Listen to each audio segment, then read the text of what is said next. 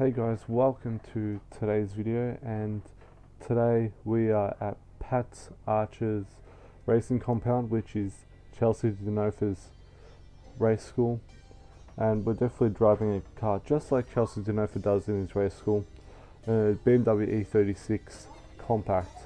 I think it's underpowered. Oh, I think it's got maybe about the same amount of power, but at the moment we're running on a lower boost just to give that realism. I'm gonna load my my preset there. Gears standard, tires are just standard, fuels just standard, electrics, turn ABS off. I didn't even know why it was on from the start. Turn turbo down to 30% to give that realism and try to just use the body weight of the car to flick it around, because yeah, today we're gonna be drifting without a handbrake. So that's the plan. So we're going to try to use some body weight to transition into corners, this and that, you know, Scandinavian flick entries and whatnot. The alignment's the same, dampeners, drivetrain's the same,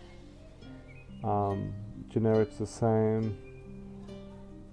Suspensions, I've made the ride height a bit higher. I've put the RB front and rear on 0 Newton meters because it gives them more grip, a heavier wheel, which I prefer. So we're going to get straight into that. So this is a course. Well, from what I like to show you guys on how to practice learning how to drift without a handbrake. When you get into drifting and stuff, you just want to pull that handbrake, do the mad handbrake entries. So that's what you normally would do.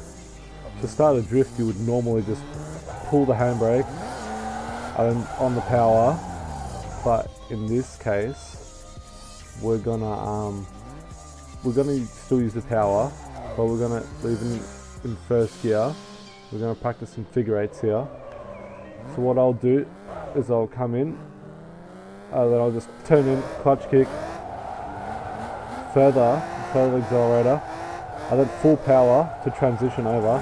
Bit of a break there, but yeah, when I transition, I'll clutch kick sometimes, or the good thing is to be light on power and then full power with the opposite lock to bring it right around.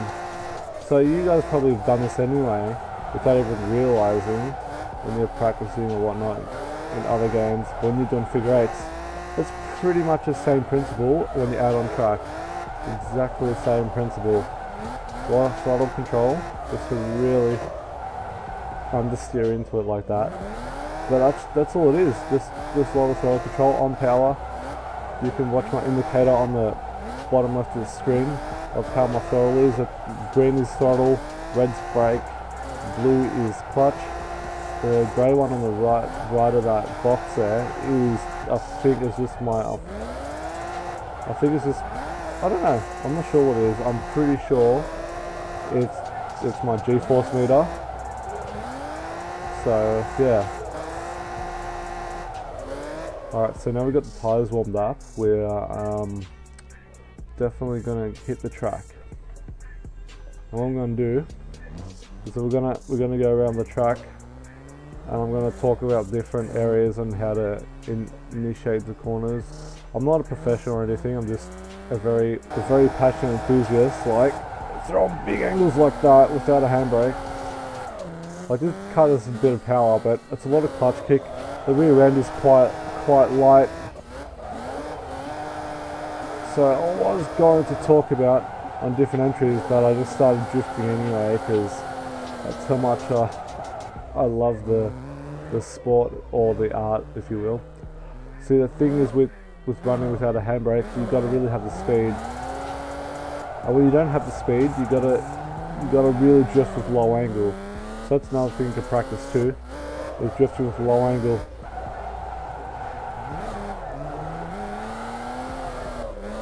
So we're gonna Scandinavian flick through here. We're gonna do a little one here, clutch kick, and then flick it in hard. Do like a 3 tire drop, so basically 0 in competition. Clutch, a lot of clutch kicks through here. Power in. I'm stuffing up a lot from trying to commentate while I'm doing it, but we're getting through it, I guess. But when you want to transition properly and really get some angle on it, what you do is just slam the brakes on so the front end would want to grip up the inside and then fling the back end around. So yeah, weight transfer really works well. With this car, not so much. It's very rear end light, so the rear end is very easy to kick out, which is good to learn, but it's not very realistic on weight transfers because it just goes straight away on this slide. Just a little bit tap of the brake, just lock up the front, and you'll really just make that initiation way better, or the transition into the next corner. Bit of a clutch kick, brake there, the right foot brake.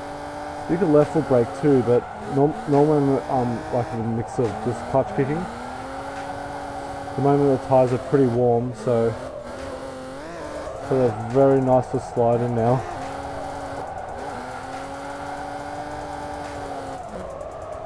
I did choose the wrong car, if you will. It's good, but it's not that realistic in my sense. It's got this kind of weird setup to it, and you can't really change much in the tuning aspects, but it's alright. I just wanted to make it look like I'm at Chelsea Denofa's drift school. So basically, the trick to doing this, to drifting without a handbrake, is the clutch kick. Really feel the car out. Try not to get too much angle, because you're really relying on the speed to get through the corners, especially in a lower powered car.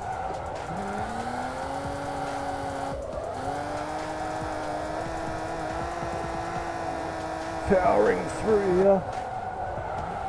Tap of the brakes, clutch kick.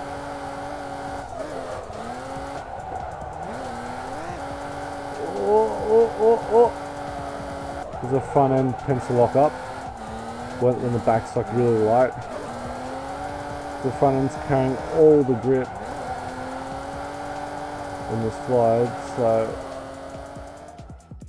hope you guys have learnt something from this, or maybe saw some techniques that I was using and maybe you want to try on your own. I hope it was quite informative for you, which I really tried to, but it's really hard to break it down of like the feel of the car and everything like that, just how to drift without a handbrake. There's a lot of you have to have a lot of feel of the car, a lot of weight transfer, a lot of clutch kicks. This car is slightly overpowered, but still underpowered for this, to really show you guys how much of a challenge it would be for a lower powered car. Another tip as well is to, when you want to learn how to drift, don't jump into a car that's like got a 5 to 800 horsepower or something, or even 1,000 horsepower car, because you don't really learn techniques. You almost learn how to maintain the beast. You're not really pushing your limits as a driver. So I guess maintaining the beast as well is pretty difficult, but I find that you'll become a better driver, even like a lot of pro drivers say too. You always start with a low powered car, so you get better as a driver before you jump up to a more powerful car. But you also got to do it in stages too. You can't just jump in from a 200, maybe 250 horsepower car to a 1,000 horsepower car, because it's really going to throw you. You've got to kind of go up in stages, but that's another beauty as well with the Assetto Corsa and the power of the mods. You can just drive any car you want, any power you want. So I reckon you pick up one of these boys here, give it a shot. I'll try to put the track and the car pack in the description so you guys can check it out. I don't know where I got the track from, I just found it in my list, but I know where I got this car from, so I can definitely chuck that in there. But yeah, I hope this video was informative for you guys and you learned a thing or two. But yeah, apart from that, thank you guys for watching, and I guess I'll see you in the next one.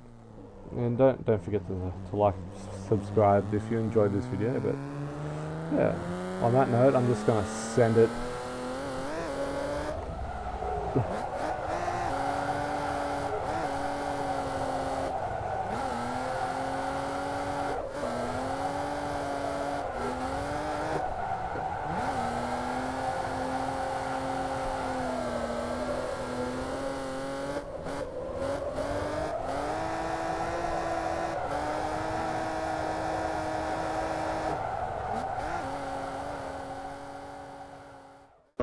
Do.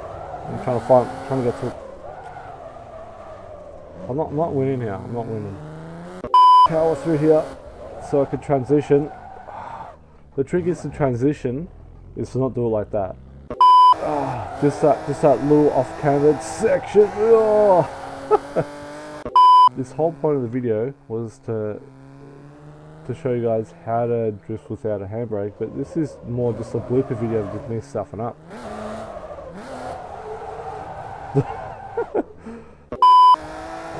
But I'm definitely don't have the skill set of Chelsea Denofa, I can tell you that much. Try to do a nice clean lap. Yep, that went down the drain straight away. But still committed. Committed and gone to the grass. And there we go, I'll reach for the handbrake automatically because I wasn't able to initiate a drift. Just like that. Well, this is just definitely going to go on the blooper reel towards the end. This is definitely going to go on the blooper reel. Whoops.